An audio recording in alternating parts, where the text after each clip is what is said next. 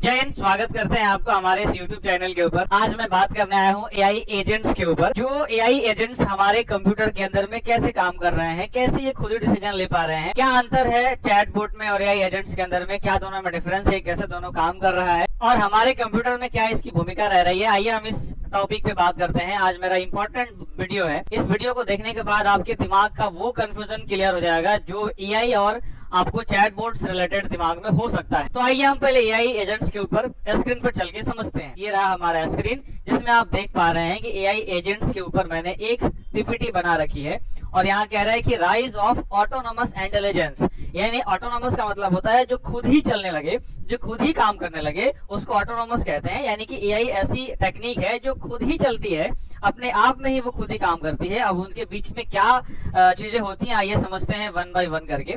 जैसे हम अगर स्लाइड नंबर 2 में आ जाए, यहाँ पर मैं आपको बता दूं कि हमारा डिफाइन जो है, इसकी डेफिनेशन क्या है। तो देखिए, पहली बात की अगर मैं बात करूं कि यहाँ पर लेगेसी चैटबॉट देख रहे हैं और यहाँ से ऑटोनोमस एजेंट्स देख रहे हैं। इसके बारे में क्या होता है, लेगेसी चैटबॉट जो आप यूज करते हैं, जो पहले के समय में चलते थे और आज के समय में जो चल रहे हैं, दोनों में डिफरेंस क्या है। जैसे ये reactive system wait for prompt, ये प्रॉम्प्ट के लिए वेट करते हैं and generate a single response, और आपके प्रॉम्प्ट के अनुसार ये जवाब देते हैं। They operate in a stateless loop, no independent action capability. मतलब ये उन्हीं से पर चलते हैं जो आप कर रहे हैं। इनके पास खुद की कोई इंडिपेंडेंस, कोई खुद की एक्शन कैपेबिलिटी नहीं होती है, लेकिन ये जो है आपके प्रॉम्प्ट्स के अनुसार चल सकते हैं और ये आपके ब्राउजर में एग्जीक्यूट होते हैं। ये मल्टीपल प्लान इसके पास नहीं होते हैं। ऑटोनोमस जो होते हैं उसके पास एक गोल ओरिएंटेड होता है, मतलब उसको एक टारगेट दे दीजिए, वो फिर आपके अनुसार आपके रीजनिंग्स को सॉल्व करके वो नेक्स्ट प्लान क्या है वो टूल का इस्तेमाल करता है, साथ साथ में एग्जीक्यूट करता है। ये ऑटोनोमस एजेंट्स होते हैं। जिन लोगों को कोडिंग क्षेत्र में आगे बढ़ना है, मेरी पुरानी वीडियो अगर आपने नहीं देखी है जो AI के ऊपर मैंने बताया था, AI कैसे काम करता है, वो अगर आपने नहीं देखी है, कैसे पीपीटी बनता है, कैसे फाइलें बनती हैं, कैसे पीपीटी बना करके आसानी से आप काम कर सकते हैं, वो सारा कुछ मैंने पिछले वीडियो में बताया था। तो अगर आप में से कोई नहीं देखा है तो प्लीज आप जाकर के उसको देख लीजिए। आपकी AI से और ज्यादा जो है वो आपका न्यूरॉन से रिलेट हो जाएगा। और साथ साथ में मैं आपको बता दूं कि AI हमारा सिर्फ अब सिर्फ जो है वो हमारे सवालों का जवाब नहीं दे रहा है, बल्कि वो खुद ही काम करके दे रहा है। उस पूरी वीडियो मैंने एक्सप्लेन करी है जो अभी आप स्क्रीन पर देख रहे हैं, इसका लिंक डिस्क्रिप्शन में दिया हुआ है, तो आप जाकर के वहां से डाउनलोड कर उसको जाके एक बार देख लीजिएगा। ये सेल्फ करेक्शन करता है, ये लॉजिक लूप लिखता है, ऑटोनोमस इंटरेक्शन करता है। जिन लोगों को करियर अपना चेंज करना है, कंप्यूटर क्षेत्रों में करियर बनाना है, वो सबसे पहले आप इधर खुद को सेट करिए। एरा भी एक हमारा ऑटोनोमस ही सॉफ्टवेयर है, AI है, जो कि वो खुद ही काम करने में कैपेबल होता है, वो खुद ही सक्षम होता है ताकि वो इतना काम कर पाए। अब इसकी फंक्शनल क्या है, इसके स्ट्रक्चरल क्या है, वो उसके बारे में आपको बताता हूँ।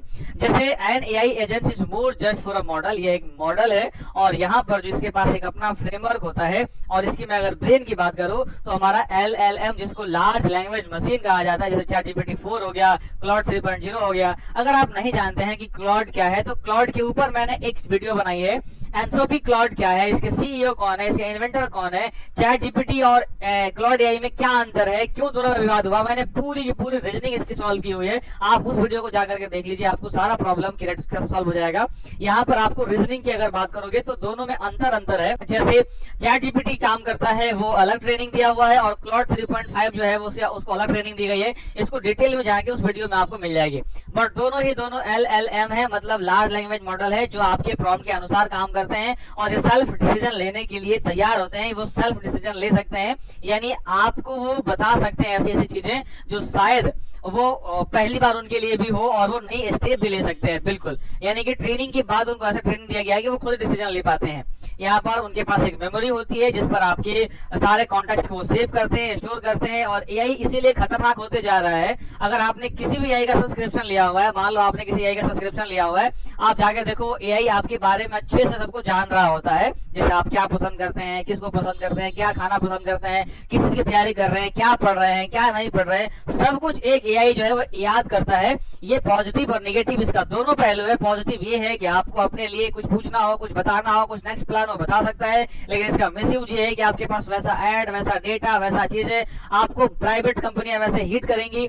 तो दोनों बातें हो रही है। और एआई जिस तरह से हर किसी की छवि को याद कर रहा है, आने वाले 20-25 सालों में जो है वो एआई का पूरा कंट्रोल हो जाएगा। हर किसी को एआई अच्छे से पहचान रहा होगा, हर किसी के बारे में एआई को सब कुछ पता होगा। यहाँ पर कुछ प्लानिंग की अगर आप बात करोगे तो ये ऑटोमेटिक टास्क को कंप्लीट करने के इसके पास होते हैं। एक एपीआई की होती है जिससे कि हम, जैसे कि आपने कभी देखा होगा आरटीओ की अगर बात करोगे, अब आरटीओ की अगर कोई चालान उसके ऑफिशियल वेबसाइट पे दिखा रहा है तो एंजल वन या कोई अलग अलग ऐप पर भी दिखा देता है, क्योंकि हम वहां से एपीआई के थ्रू डेटा को कॉल कर लेते हैं। एपीआई ऐसा होता है जो कि डेटा को कॉल करने के लिए इस्तेमाल किया जाता है। मान लो कि जैसे रेलवे का टिकट हो गया, अब रेलवे का टिकट सबको पता है कि आईआरसीटीसी पर कटता है, लेकिन आप देखो अलग अलग बहुत सारे प्लेटफॉर्म है जहां से टिकट कट सकता है, लेकिन बुकिंग बिल्कुल रेलवे की ही यहाँ होती है। मतलब सारे काम आईआरसीटीसी से ही होता है, लेकिन वो अलग अलग एपीआई डेटा कॉल करके अलग अलग डेटा को बुला लिया जाता है और वहां से फिर काम कर दिया जाता है। मतलब एपीआई जो है वो एक लिंक अप बना देता है यहाँ से और यहाँ, मतलब कोई अलग वेबसाइट, जैसे मैं भी अगर एक वेबसाइट बना दूं और एपीआई से कनेक्ट कर दूं तो आप मेरे वेबसाइट से भी टिकट बुक कर सकते हो, आपका इंडियन रेलवे का टिकट बुक हो जाएगा। वो आपका एपीआई हेल्प करता है। वैसे टूल्स का इन्वेंशन हो गया इसके थ्रू, ब्राउजर में काम करता है, इसमें टर्मिनल हो गया, इंटरैक्ट द वर्ल्ड, ये वर्ल्ड से इंटरैक्ट कराता है। मतलब बहुत अच्छी टेक्नोलॉजी हो रही है इसमें, हमारा जो ऑटोमेटिक काम करने वाले एआई आ गई हैं। इसके कुछ प्लानिंग है जैसे कि chain thoughts, react framework, self reflection, इन सब के थ्रू ये काम करता है। एआई एजेंट्स जो है वो खुद ही काम करते हैं।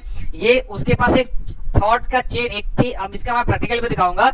इसके पास एक चेन है जिससे वो खुद ही सोचता है कि भाई उसका decomposing, complex, problem solving, sequential series, logical step, खुद पर खुद ये काम करने के लिए तैयार होता है। इसके पास एक पूरा का पूरा फ्रेमवर्क होता है, उसके पास ट्रेनिंग दी जाती है, सेल्फ रिफ्लेक्शन होता है, मतलब वो खुद सुधार सकता है, खुद को और बेहतर बना सकता है। ये सारा कुछ हमारे एआई के अंदर में आज के समय में इंक्लूड हो रहा है। इसके पास दोनों भी प्रकार की मेमोरी होती है, शॉर्ट टर्म मेमोरी भी होती है और लॉन्ग टर्म मेमोरी भी होती है। शॉर्ट टर्म जो होता है वो कॉन्टेक्स्ट विंडो और लॉन्ग टर्म जो होता है वो डेटाबेस के लिए होता है। जैसे मान लो कि मेरे पास अगर 1-1.5 लाख लोगों का डेटा रखना है तो भाई वो लॉन्ग टर्म डेटा में रख सकता है। ऐसे ऐसे इसके पास एआई एजेंट्स के पास हमारे पास टेक्नोलॉजियां होती है। और इसके बारे में अगर मैं और ज्यादा डिटेल में आपको बताऊं तो यहाँ पर हमारा नेक्स्ट स्टेप जो है स्लाइड में निकाल लेता हूँ। 6 नंबर स्लाइड के अंदर में आकर के देखो, ये हमारा interact with the real world, ये रियल वर्ल्ड से ऐड कराता है। जब आप एपीआई एग्जीक्यूट करते हो तो डेटा लाकर देता है, वेब ब्राउजिंग करता है, इसके पास रिसर्च कैपेबिलिटी होती है, डेटा इसके पास एनालाइज करने की क्षमता होती है। मतलब कि ये आपके डेटा को जो है वो कंप्लीटली एक जगह सेव रखता है, फिर जरूरत पड़ता है तो वो निकाल के लाता है। जैसे एग्जांपल्स में ले लो कि आपने जीपीयू के बारे में कोई भी लेटेस्ट बेंचमार्क निकाला और उसके बारे में पूरी की पूरी डिटेल मिल गई, उसको एनालाइज कर दिया। ये सब कुछ कैसे करता है? ये सब एआई एजेंट्स करते हैं जो हमारे पीछे काम कर रहे हैं, कंप्यूटर के पीछे काम कर रहे हैं। और वैसे भी अभी एंथ्रोपिक के सीईओ ने बोला है, एंथ्रोपिक के जो यानी कि एंथ्रोपिक जो सीईओ जो उसको इन्वेंट किए हैं, उन्होंने कहा है कि जो भी कंप्यूटर के फ्रंट पे काम कर रहा है उनकी जॉब जो है वो अगले 2-3 सालों में जाने वाली है। मतलब ये कि जो एक ही प्रकार के काम कर करके और अपना रोजगार चला रहे हैं, उनका जो है एआई के थ्रू जो नहीं अपने आप को अपडेट कर रहे हैं, उनका जो जॉब जाने वाला है और बहुत जल्दी जो है वो जॉब्स आउट हो जाएंगे। इसलिए बेहद जरूरी है खुद को अपडेट करना, खुद को बेहतर बनाना और जाकर के खुद के ऊपर जो है काम करना अभी के समय में बहुत इंपॉर्टेंट हो गया है। चलो मैं आगे बढ़ता हूँ। अब यहाँ पर जो है ये कुछ एजेंट्स हैं जो कि इसकी डिजिटल वर्क फोर्स को काम करते हैं। जैसे कि हमारा जो नेक्स्ट इवोल्यूशन है ये एक सुपर एजेंट की तरह काम करता है, ये एक डिजिटल वर्क फोर्स बनाता है और ये जो है अलग अलग चीजों को कोलैबोरेट करता है। जैसे कि इसका जो मैनेजर होता है, ऑर्केस्ट्रेट्स जो है इसका वर्क फ्लो है, इसके रिसर्चर जो है वो और इसके जो राइटर्स हैं, ये सबको एक फ्रेमवर्क में तैयार करके और एक एजेंट्स तैयार कर देता है। जैसे कि वो हमें लगता है कि सब कुछ जो हो रहा है वो ऑटोमेटिक हो रहा है, लेकिन यहाँ पर कुछ भी ऑटोमेटिक नहीं हो रहा है, सबका एक पैटर्न बना हुआ होता है। बस जब आप ऊपर देखते हो तो लगता है कि आपके पास जो है वो एक ऑटोमेटिक हो रहा है, लेकिन सच बात ये है कि वो एक प्रोसेस वाइज होता है, बट उतना फास्ट होता है कि हमें समझ में नहीं आता है। इसके कुछ फ्रेमवर्क हैं और इसके कोर कुछ फिलॉसफी है जिसके लिए बेस्ड है। वो हमारा क्रो एआई है, लैंग्रैप है, माइक्रोसॉफ्ट ऑटोजेन है, ओपन एआई एसडी है, इसके सारे फ्रेमवर्क्स के नाम है और ये इस बेस पर काम करते हैं। मतलब कि वो एआई एजेंट्स जो है वो इस तरह से जो है आपके लिए प्रोसीड करते हैं, आपके लिए ऑटोमेशंस लगाते हैं। इसकी पूरी टीम है, यहाँ पर जो है स्टेटफुल प्रोडक्शन साइकिल्स हैं, कॉम्प्लेक्स लॉजिक और डायनामिक डेरिवेटिव्स होते हैं, फास्ट इसमें जो है वो prototypings with in GPT economic ecosystems होती हैं, जो है ना कोर फिलोसफी के साथ साथ ये बहुत सारा काम भी इसके अंदर में किया जाता है।